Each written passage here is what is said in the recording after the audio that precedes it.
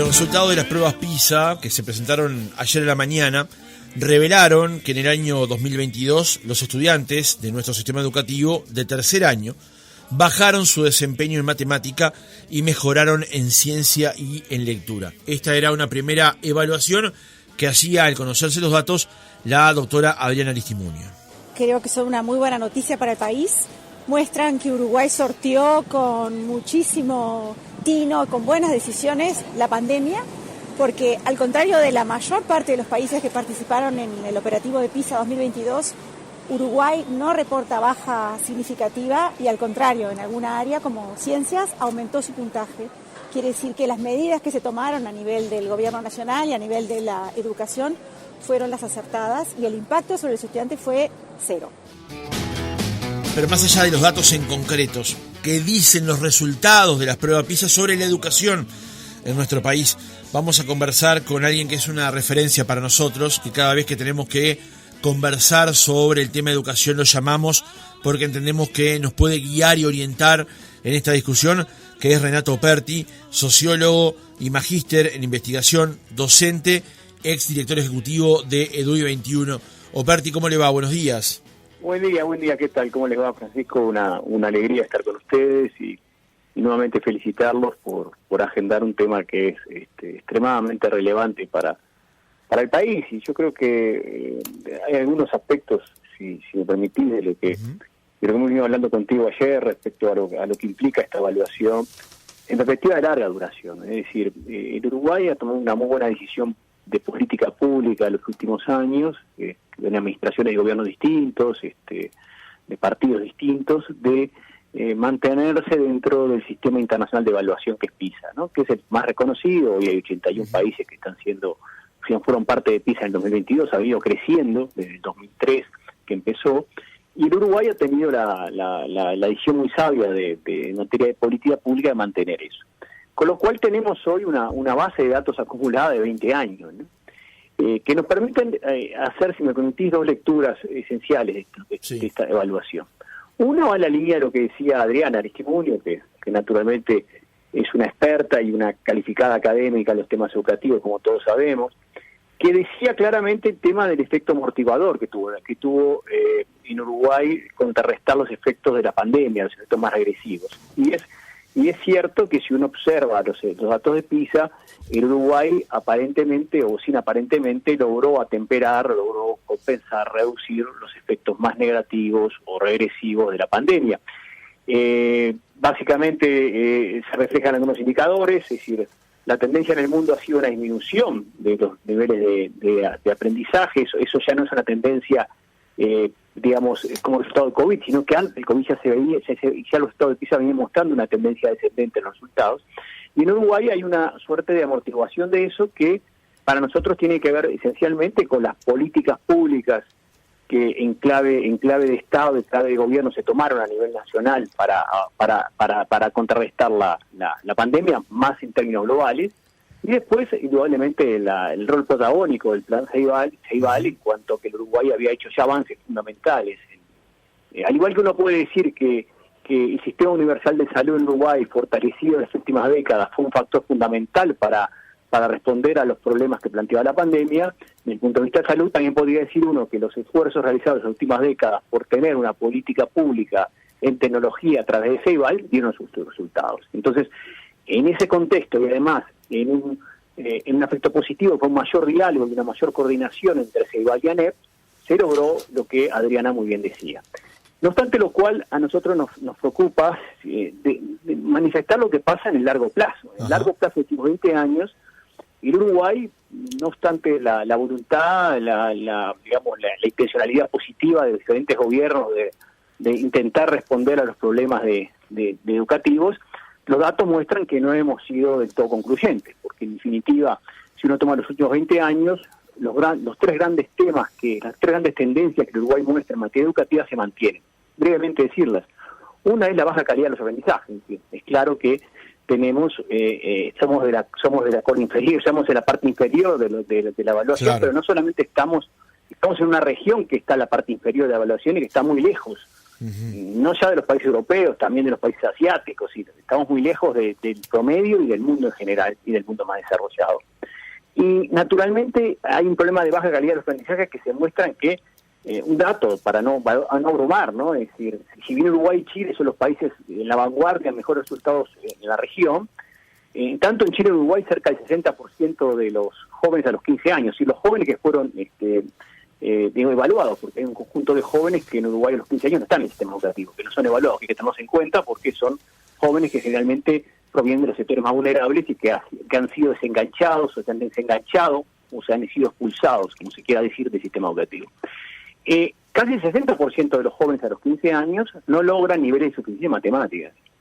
Ese valor se ha mantenido históricamente, es decir, no hemos tenido en los últimos 20 años grandes cambios en que la mayoría absoluta de nuestros jóvenes no tienen niveles de suficiencia en matemáticas. Creo que fue alrededor del 50 o 50 y pico % de las evaluaciones anteriores, pero siempre que en el rango de 1 de cada 2 en matemáticas y de 4 de cada 10 en lengua y ciencia, ¿no? En el manejo de la lengua y en ciencia.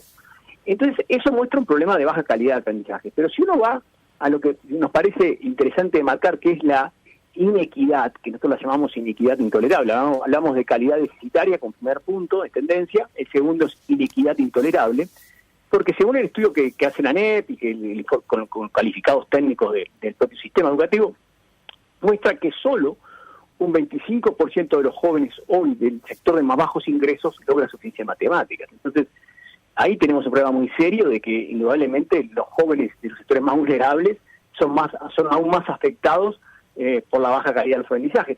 Y un indicador que puede ser bien interesante verlo comparativamente.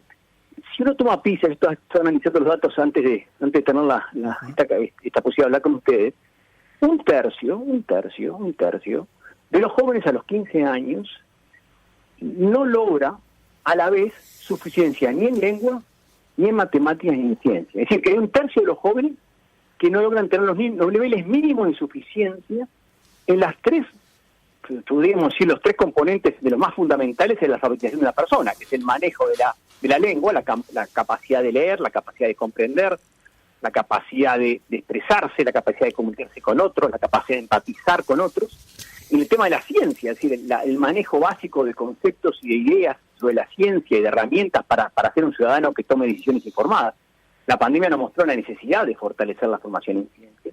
Y la formación en matemáticas, que es el manejo de la vida diaria de uno, así como uno aplica los conceptos y las herramientas de las matemáticas para resolver desafíos de la vida. Es decir, los jóvenes, hay un tercio que no logran esos niveles mínimos de suficiencia, indudablemente tenemos un problema de formación ciudadana. Estamos ante un problema de que no estamos formando a los ciudadanos con las competencias, que esto es la capacidad de responder a desafíos para enfrentar el mundo que tiene hoy. Y el tercer elemento, hablamos de calidad deficitaria, hablamos de iniquidad intolerable y excelencia marginal. Francisco, es lo siguiente. Según PISA, datos del 2022 presentados y que los oyentes pueden consultar en la biblioteca de la OCDE, están todos los datos, sí. En la biblioteca digital, solo un 3.6% de los jóvenes evaluados logran destacarse en alguna de las tres áreas que estamos hablando, ya sea matemática, en ciencias o en lengua, solo un 3.6. Y quiero hacerle una comparación, las comparaciones a veces dicen que son odiosas, pero necesarias. No voy a comparar estos dos datos que te dije con Estonia. Estonia es un país chico, nórdico, un país, báltico, que es un país que ha venido mejorando muchísimo en términos de política pública, en digitalización del Estado, en capacidad de desarrollar una educación mucho más abierta, mucho más flexible, mucho más personalizada, mucho más centrada en el centro educativo, que ha tenido la capacidad y la sabiduría, Estonia, de aprender de los nórdicos. Estonia aprendió mucho de lo que hicieron los finlandeses, que ahora la evaluación muestra con unos resultados preocupantes. Y Estonia, fíjate el siguiente dato, mientras que en Uruguay un tercio de los jóvenes no logran niveles de suficiencia en las tres áreas, en Estonia es un 5%. Mientras que los alumnos destacados, que decíamos que en Uruguay son el 3%, en Estonia son el 20%. Y no estoy comparando con Japón, con Corea, que han tenido valores muy altos, sí. O no estoy comparando con los países, con Hong Kong, o otros países, Singapur, que Singapur, cerca del 90% de los jóvenes tienen suficiencia en matemáticas. Para dar un ejemplo, ¿no? No estoy comparando con Estonia, un país de escala pequeña, un país inserta en una región conflictiva, claro, de contexto, como tú sabes, desafiante, ex parte de la Unión Soviética, que ha logrado un sistema democrático mucho más, muy liberal, muy garantista de derechos, liberal en el sentido de la libertad de las personas, ha logrado tener políticas públicas a lo largo del tiempo que se muestran resultados. Claro, lo que creo que el Uruguay muestra en estos tres temas que hemos anotado, Francisco, sí, calidad deficitaria, inequidad intolerable y excelencia marginal, es que necesita fundamentalmente, creo, el sistema político darse cuenta que tiene que pensar en políticas públicas y de educación de largo aliento, porque de lo contrario estos problemas ya vimos que administración tras administración, cada una con su libreto, cada una con sus propuestas, no da resultados, porque necesitamos tener políticas mucho más sostenibles en el tiempo, mucho más claras en cuanto a que la educación no se cambia de un día para otro. Cuando se dice, por ejemplo, que Finlandia ha tenido un modelo de educación básica exitoso de 9 a 10 años, Finlandia lo desarrolló durante 40 años.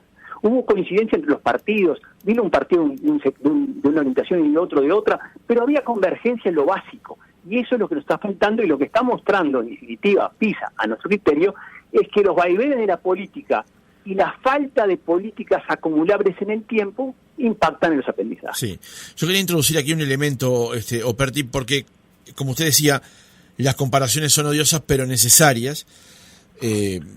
Si nos comparamos, por ejemplo, en la región estamos por debajo de Chile, pero por encima de todo el resto. Usted nos comparaba con Estonia, que está cuarto, si ubicamos esto como si fuera un ranking de fútbol, digamos. Sí. Ahora, yo ni siquiera osé compararlo con el cuarto, que es Estonia. Lo comparé con el promedio de la OCDE. Y estamos por debajo del promedio de la OCDE en todos los aspectos. En matemáticas, el promedio de OCDE es 472, Uruguay tiene 409. En lectura es de 476 y Uruguay tiene 430. Y en ciencia es de 485 y Uruguay tiene 435. No llegamos al promedio de lo que plantea la OCDE, digamos. Estamos en el cuadrante inferior, exactamente. Y la comparación que hice con Estonia no la hice porque estuviera porque está, como tú bien decías, Francisco, en el ranking superior. No por eso, sino por un país de pequeña escala. Sí, las sus dimensiones, claro. Claro, que no tiene abundantes recursos naturales, pero tiene una gran capacidad de incorporarse al mundo y de aprender del mundo. Lo que nos falta a nosotros, nos parece, es capacidad de Estado y de gobierno y de sociedad y sistema político. Yo no hablo no es un problema, no es un tema de gobierno o oposición, es sistema político. Capacidad de entender que algunas políticas públicas tienen que salir, tienen que depurarse de la cuestión competitiva, conflictiva entre unos y otros, porque la educación necesita construcción de políticas de largo aliento. Tú decías América Latina. América Latina, por ejemplo, para darte algún dato, muy bien señalabas el hecho de que Uruguay y Chile están por encima, Argentina ha tenido un deterioro importante, están los valores más bajos, Brasil, por ejemplo, ha venido aumentando, ha tenido una tendencia de crecimiento de los niveles de aprendizaje. Perú, por ejemplo, es el país en América Latina que más siempre ha crecido, siempre ha aumentado los aprendizajes de evaluación a otra.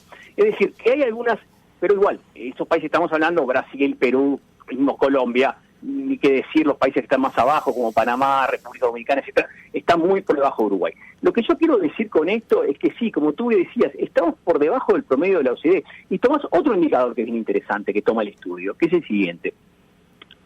Solo 1 de cada 10 estudiantes que provienen de los sectores más carenciados, o sea, que provienen de familias, de contextos socioeconómicos pobres o con carencias, por decirlo de alguna manera, logran estar en el nivel de desempeño más alto de PISA. O sea, logran niveles relativamente más altos. O sea que la movilidad de estudiantes de un nivel a otro es muy baja. Quiere decir que solo 1 de cada 10 de los estudiantes de orígenes más pobres logran dar un salto de calidad en su aprendizaje que no se corresponde con su nivel socioeconómico, ¿no? Es decir, hay cierta movilidad en ese sentido. Entonces, lo que muestra esto es que, y además PISA muestra cosas interesantes. Otro país otro país báltico, no porque estemos hoy con los países bálticos, pero hemos tenido la oportunidad de conocerlo, de trabajar con ellos, con Lituania, un país formidable, también país báltico, que es el país, junto con, no te menciono los otros dos que están ahí, que son Japón y Corea, pero para sacar los países más de punta, Lituania es un país relativamente pobre, no es un país de los ricos de Europa, es de los países que logró cosas, entre las evaluaciones logró más equidad, más calidad, más satisfacción de estudiantes y más cercanía con las familias y las comunidades. Es decir, el hecho es que los países en el mundo que son más equitativos son a su vez los que logran mejor calidad de aprendizaje. El problema nuestro es que tenemos baja calidad de aprendizaje con inequidad y prácticamente con situaciones marginales de estudiantes destacados. No tenemos estudiantes destacados, que también te muestra un tema, ¿no? Es decir, ¿por qué no tenemos un porcentaje de estudiantes más destacados en lengua, en ciencia y matemáticas? Eso no es solamente un tema, Francisco, del sistema público, de todos, Claro, acá lo demostró también, porque acá se pone la batería en lo público. No, acá hay un llamado poderoso de atención a todo el mundo, a lo público, a lo privado, al conjunto de las ofertas educativas, ¿no? Operti, otra cuestión que se advierte muy rápidamente cuando se leen los resultados del informe es la presencia importante de países asiáticos, Singapur, territorios, países asiáticos, Singapur, Japón, Corea. Correcto. Y luego, sí, el ranking sigue con Suiza, Canadá y Países Bajos, pero a lo que apuntaba es que luego uno ve un corte muy importante entre la situación de esos países asiáticos o territorios asiáticos y América Latina. ¿Qué es lo que nos pasa en América, que estamos teniendo un gran problema para educar? Básicamente es eso, al fin y al cabo. ¿Por qué tenemos ese problema? Pregunta. Creo que es la pregunta más importante de por qué tenemos tanto rezago, no solo frente a Europa, que la seguimos teniendo históricamente, sino frente a los países asiáticos. Yo creo que por varias razones. Una de ellas es que es países que mantienen políticas en el tiempo. Claro, hay que tener en cuenta que algunos de estos países, no todos, tienen regímenes que tienen tienen diferentes formas de entender la democracia, o diferentes formas digamos, hay algunos más democráticos, hay algunos más autoritarios, como el caso de Singapur, pero hay otros países mucho más democráticos, como el caso de Corea o de Japón, con lo cual no quiere decir que la variable democracia-autoritarismo sea la fundamental. Lo que creo que es fundamental ahí, me parece, es la continuidad de las políticas en el tiempo, la capacidad de focalizarse en los temas centrales, es decir, en las enseñanzas fundamentales, en la matemática, en las ciencias, en las lenguas, de utilizar la evidencia de lo que funciona mejor para responder a las necesidades de los alumnos. Esto es, no dejarse llevar por modismos o tendencias o precondicionamientos, sino decir, bueno, cuáles son las estrategias que mejor funcionan para responder a las necesidades de los alumnos y darles las herramientas para hacerlo. Poner mucha prioridad en darle un enfoque educativo muy continentado, es decir, muy de seguimiento del alumno, muy de seguimiento de sus necesidades, muy de apuntalamiento con un educador formado, con un educador que recibe permanentemente posibilidades de formarse, que permanentemente es exigido y estimulado a la vez, porque hay un tema de estimulación y de exigencia para formarse, que tiene posibilidades de hacerlo, que tiene posibilidades de progresar en los sistemas. Es decir, pero por ejemplo Singapur es increíble. Yo estaba leyendo ahora en el informe de PISA que Singapur, en base a lo que ha sido la pandemia, que es un tema que, bueno, vamos a hablar alguna otra vez, que son la irrupción de los modelos híbridos, ¿no? Los modelos que combinan la educación presencial y a distancia, puso en marcha ahora lo que llaman home-based learning, o sea, aprendizaje en la casa. 2 días al mes los estudiantes trabajan en sus casas. Pero no trabajan, sin ningún tipo de ayuda, trabajan con el apoyo de los educadores, con el apoyo de plataformas digitales, con el apoyo de materiales, y se dedican una parte del tiempo a los temas propios de la formación del nivel que están. Y otra parte a su exploración, a buscar cosas nuevas, a buscar, a tener que ver con sus intereses y motivaciones. Yo decía, hoy leía eso en esto y decía, pero el Uruguay eso lo puede hacer. Sí. El Uruguay tiene el plan Ceibal, que es reconocido y con gran alto prestigio en el mundo por ser un programa exitoso de inclusión digital. Bueno, ¿por qué no podemos ir a modelos más híbridos? ¿Por qué no nos podemos...? Yo lo que siento muchas veces es que nos falta ese espíritu de ir a más.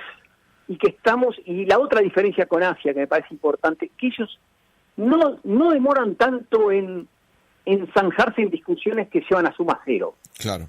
Si hay algo que funciona, lo ponen en funcionamiento. Y tú mencionas algunos países, hay otros que están más bajos en la escala, pero que han tenido progresos notables. Caso de Vietnam, por ejemplo. Entonces, que es un país relativamente pobre. Entonces, no hay tanta tiempo dedicado a zanjar discusiones que no se zanjan, sino más tiempo a entender más la necesidad de aprendizaje de los alumnos y a apuntalar la formación de los docentes. Yo creo que por ese lado, y currículums, es decir, propuestas educativas centradas fundamentalmente en cuáles son las competencias fundamentales y los conocimientos fundamentales que las personas tienen que tener para poder tener una vida donde ellos tienen autonomía. El informe de PISA también te muestra, y es muy interesante, que el estudiante, el alumno, cuando es apuntalado por el docente, desarrolla más autonomía de aprendizaje.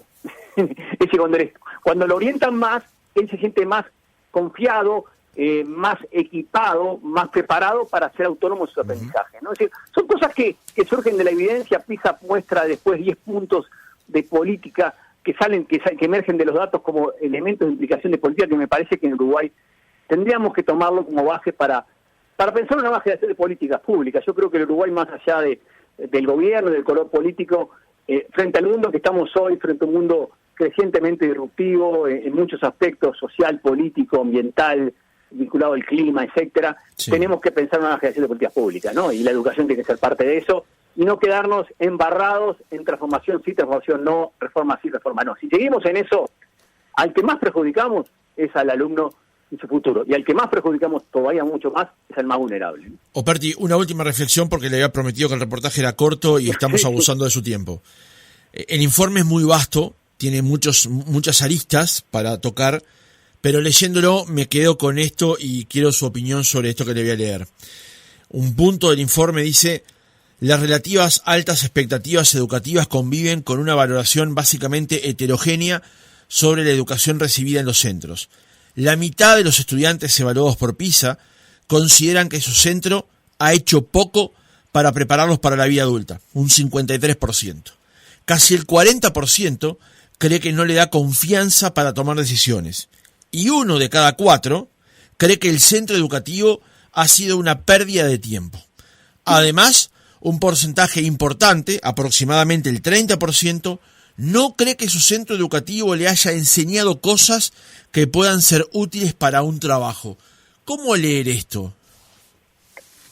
Creo que anotaste uno de los puntos centrales del informe. Un par de minutos, un par de reflexiones. Una, eso muestra que nuestra educación en el mundo, y en Uruguay nos escapa esa tendencia, es autocéntrica. Nos falta capacidad de diálogo intergeneracional. Nos falta capacidad de entendimiento a los jóvenes. ¿Cuánto hablamos de los jóvenes en Uruguay? ¿Cuánto hablamos de su cultura, de sus necesidades, de sus miedos, de sus diversidades, de sus expectativas? Entonces, eso te muestra que estamos fallando en un tema central, que es generar las bases de la cercanía y de la empatía intergeneracional. Eso tiene mucho que ver con lo que fue la cumbre de educación del año pasado, el 2022, liderada por Naciones Unidas, donde hubo una declaración de jóvenes donde se llamaba un diálogo y una construcción intergeneracional de la política pública.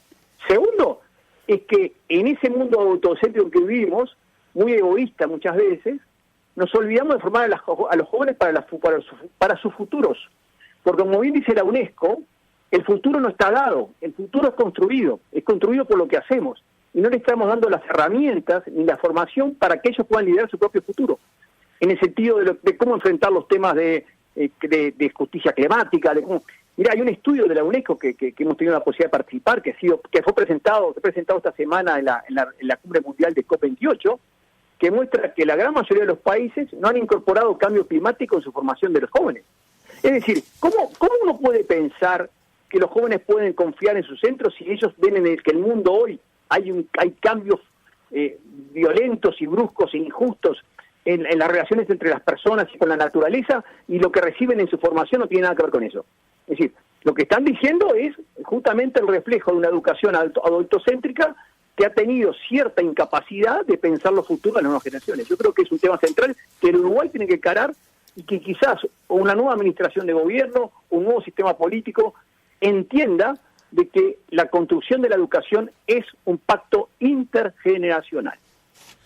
Renato Operti, sociólogo y magíster en investigación, docente, ex director ejecutivo de EDUI 21, gracias por haber estado otra mañana con nosotros. Gracias a ustedes por colocar estos temas. Un abrazo y seguimos en contacto.